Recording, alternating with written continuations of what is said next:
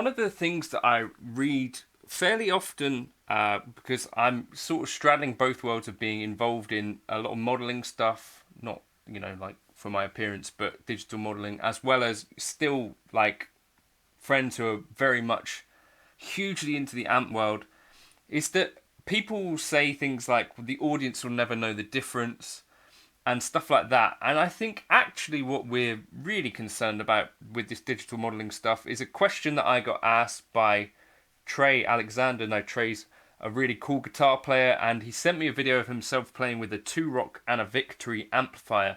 Sounded really good. And he asked me the question, have you ever felt inspired by a processor in the same way that you have by an amp, say the Cerebella or the 2-Rock? And it's a really good question to me. And I wanted to kind of talk about maybe where I feel like I'm not getting the same level of inspiration from modelers. But actually, there's another area where I get way more inspired by modelers than real amps and pedals.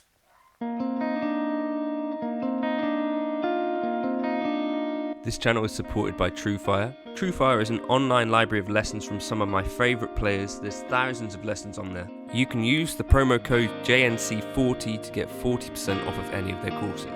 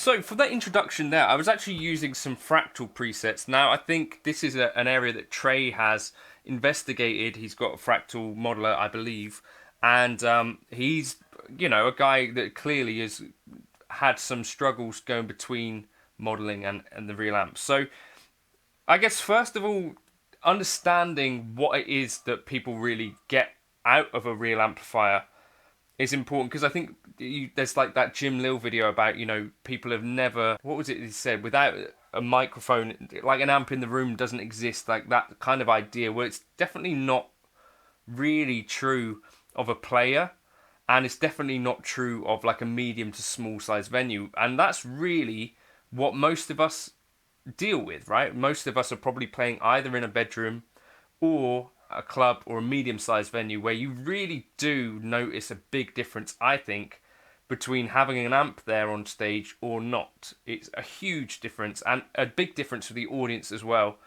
If you're allowed any sort of stage volume, the guitarist will be heard much better in general if you've got an amp on stage.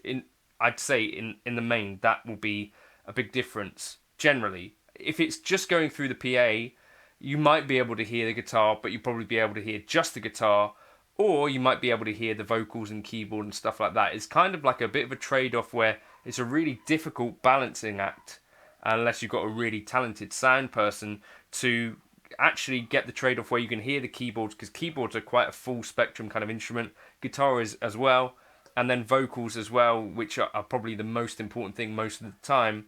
I've definitely got videos of myself playing where I don't have an amp on stage, someone else is doing the sound, you can't hear any guitar. I'll show you some of that right now, actually.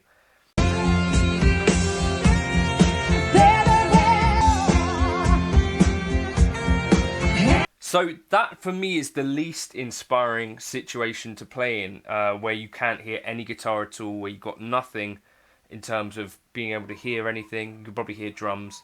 Now, as you start to introduce an amp, you start to introduce the ability to feel what you're playing a bit as well and hear it. And that, I think, is what people really like about an amplifier, as well as it being simple. There's no menus in general. And that is the connection where your guitar with an amplifier, particularly if you can have an amplifier with a decent level of volume, like sort of on par with the drums maybe, that for me is when I start to actually feel like I'm getting something out of having an amp on stage. Having a really quiet amp on stage doesn't do much for me. Having a really quiet modular on stage doesn't do much for me either. I think volume is a really key factor in this, and being able to hear yourself is a really key factor. In-ears are a whole different kettle of chips or fish or frogs, and a whole different kind of rabbit hole that I maybe don't want to get into too much here. But the sound of in-ears, you'll hear like singers and other musicians as well have difficulty with this. So this isn't just a guitar-based thing. It's more about having your audio right in your ears and not connected to the outside world as much. But I guess it's kind of not totally dissimilar. But an amplifier can fill a room, can sound huge, you know, when it's dialed in right, can make you heard in a venue, and you know you're playing a solo and you're not thinking, are these people hearing me play? Definitely with a modular, I've been in the middle of taking a solo and I'm just thinking, is anyone hearing this really? And yeah, volume, that's a huge factor. One area that I prefer modelers for actually is being able to sculpt your driven tones. And for example, with a real amplifier, it's kind of a bit of a hunt to be able to get these sorts of...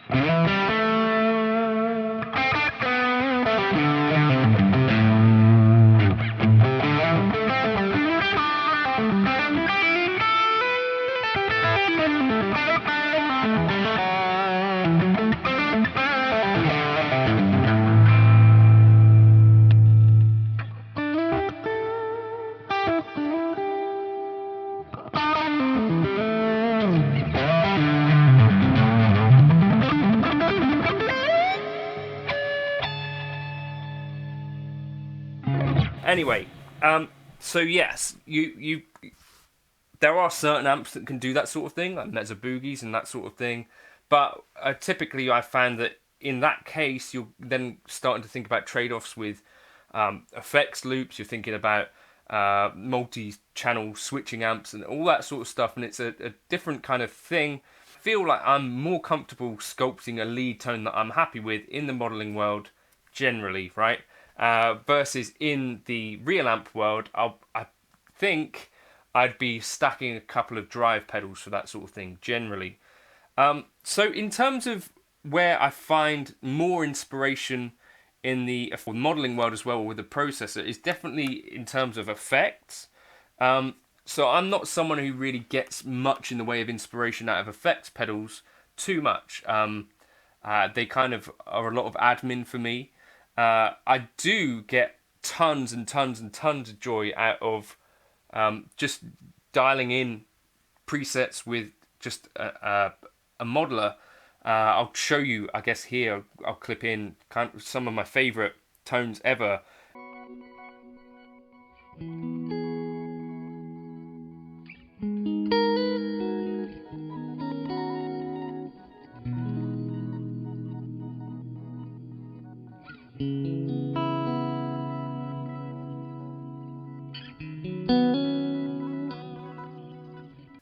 Was based on Joey Landreth on that pedal show. He put together this board that had these really interesting soundscapey things where it was kind of, I think it was using the Chase Bliss habit where it would bring back in a bit of delay like seconds later, but like it would sound like its own thing. So I kind of put together this preset which had like reverse delays and stuff going on. It was really kind of soundscapey. Those are some of the most inspiring kind of effect tones that I've ever had. With a real amp and effects pedals, I don't think I've ever got anywhere near kind of the level of experimentation that I've done with a modeler, as well as kind of the freeze presets and stuff like that I've done. So I think in that area, I've definitely found way more inspiration from modeling. Likewise, I think recording at home, I'd have to say that I've never felt more kind of inspired than most of the time these days, just plugging right into my audio interface and just using Helix Native and not having to worry about the gear aspect of it at all. I'm just plugging a lead into that. I find that really inspiring for home kind of improvisation for home jamming and stuff like that, and to the point where quite a lot of the other stuff feels like there's a little bit of a blockage in terms of workflow, and I think workflow is an important factor here. So a real amp presents a different set of things that I have to think about if I'm recording with a real amp. And so I would say in terms of workflow and getting stuff recorded, actually these days I find plugging into an audio interface and into Helix Native or Neural DSP or whatever I'm using in the audio workstation, I find that significantly more inspiring. The area that I find it a little bit difficult is bringing those tones to life in a live context. I've found that the Fender FR12 has been, I think, more reliable than other solutions that I've used. So that might be, if you've got a modeler and you've never really connected with it live, I maybe the FR12 might be something worth trying. Or if you've got an existing cab and a power amp, or like the effects return, I would suggest giving that a go. For me personally, I've had some really, really enjoyable gigs just doing that and not even turning off IRs, just literally plugging out of the modeler with a normal preset that I would use and plugging that into the effects return sort of thing.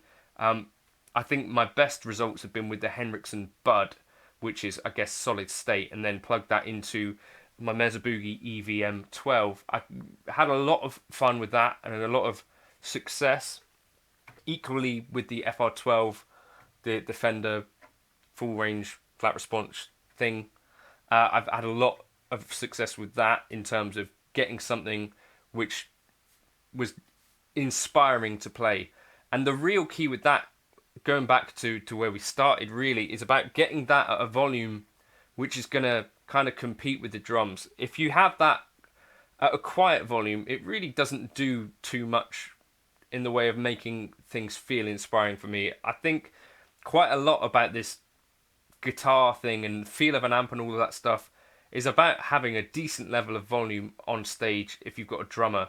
And I think that's a part of the thing that we're having to fight against quite a lot, because the idea really is that guitar volumes on stage, people are wanting to keep those way lower.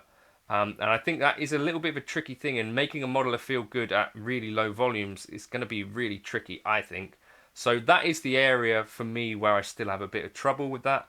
But Trey, you asked that question. I think that's my answers. I definitely get loads and loads and loads of inspired moments at home with a modeler. I've definitely had them live when I can get to a good volume.